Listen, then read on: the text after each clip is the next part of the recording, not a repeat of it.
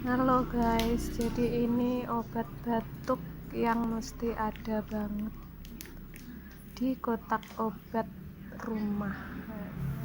Jadi mereknya Minjiom Pipaku atau biasa disebut obat batuk ibu dan anak ya.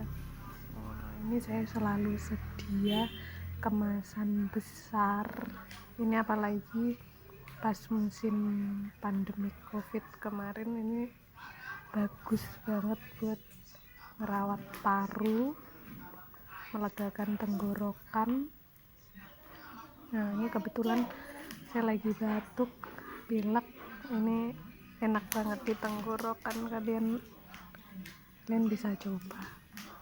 Oke, produksinya PT Sinde Budi Sentosa ya.